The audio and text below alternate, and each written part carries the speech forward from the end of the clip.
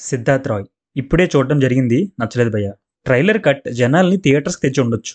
But movie is not impressive. Movie core point బాగుంది. Which is taken from Bhagavad Gita.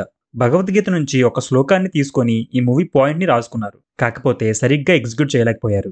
Hero characterisation తప్ప director మిగతావన్నీ పక్కన పెట్టేశాడు. తను పేపర్ మీద రాసుకున్న స్టోరీ బాగుండొచ్చు. బట్ ఎగ్జిక్యూషనే ఏ ఒక్క చోట కూడా మనల్ని ఇంప్రెస్ చేయదు. ఫస్ట్ హాఫ్ అంతా హీరోకి ఎమోషన్స్ ఉండవు.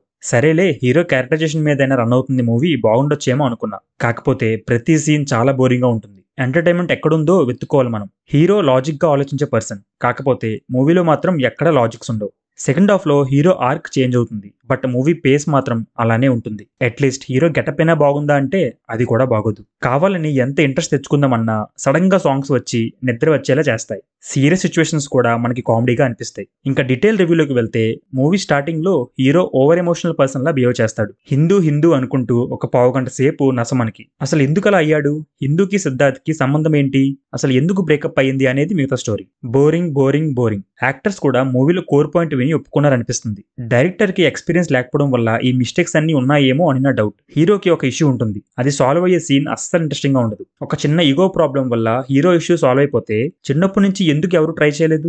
ఈవెన్ ఒక సైకియాట్రిస్ట్ కూడా చేయలేకపోయాడా? పెద్ద లాజిక్ మిస్ అయ్యాడు డైరెక్టర్ ఇక్కడ. ఇంకోటి ఏంటంటే హీరోయిన్ క్యారెక్టర్ భయ్యా, బాబోయ్ అసలు ఎందుకు లవ్ చేస్తుందో ఒక పర్టికులర్ రీజన్ ఉండదు. హీరో చేసిన మిస్టేక్స్ అన్ని అర్థం చేసుకుంటుంది అని మనం అనుకున్నా దాన్ని కూడా సరిగ్గా చూపించరు. ఒక పర్టికులర్ సిచ్యువేషన్ ఉండాలి కదా లవ్ చేయడానికి. హీరో ప్రపోజ్ చేస్తే వెంటనే ఒప్పేసుకుంటది. Lazy writing. ఇంకా సిద్ధార్థ్ కూడా ఒక ఎమోషనల్లెస్ పర్సన్ కింద చూపిస్తారు. వన్స్ ఎమోషన్స్ వచ్చాక అంతవరకు హీరోయిన్ పట్టించుకొని సిద్ధార్థ్ సడన్ గా వెళ్లి ప్రపోజ్ చేస్తాడు. వై? No reason. అసలు హీరోయిన్ కోసం ఎందుకు పిచ్చివాడు అవుతాడు అనేది కూడా రీజనింగ్ గా ఉండదు. దానివల్ల ఆడియన్స్ మూవీతో కనెక్ట్ అవ్వడం చాలా కష్టం. ఇంకో క్యారెక్టర్ వచ్చేసి సిద్ధార్థ మరదలు. ఈవిడ క్యారెక్టర్ కూడా పూర్లీ రిటర్న్. తను అసలు ఎందుకుంది, మోటివ్ ఏంటి ఏముండదు.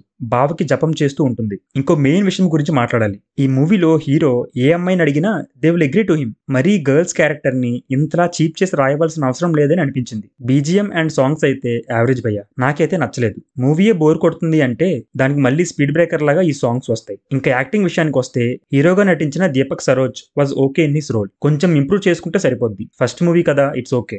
దీపక్ సరోజ్ అంటే ఎవరనుకుంటున్నారు? అతడు మూవీలో నాన్న బొమ్మలు తేలేదా అని బ్రహ్మానందం గారిని అడుగుతాడు కదా, ఆ బుడ్డోడు. హీరోయిన్ గా చేసిన Tanvi was good in her role. మిగతా క్యాస్ట్ అంతా బాగానే చేశారు. ఫైనల్ గా రైటర్ కమ్ డైరెక్టర్ యశస్వి గారి విషయానికి వస్తే అప్పుడెప్పుడో అనుకున్న స్టోరీని ఎలా అయినా ఆడియన్స్ ముందుకు తీసుకొని రావాలి అనుకోవడం బాగుంది. కాకపోతే ఎగ్జిక్యూషన్ కొంచెం బాగా చేసి ఉంటే మినిమం మూవీ యావరేజ్ అయినా అయి ఉండేది. ఓవరాల్ గా ఒక ఎమోషన్ అండ్ లాజిక్ లెస్ సినిమా చూసానని నా ఫీలింగ్. ఇది కంప్లీట్ గా నా ఒపీనియన్. చాలా మందికి వేరేలా అనిపించొచ్చు. So please do watch this film in theatre. మా రివ్యూ కనుక మీకు నచ్చినట్లయితే ఈ వీడియోని లైక్ చేయండి. మా ఛానల్ ని సబ్స్క్రైబ్ చేయండి. Thank you.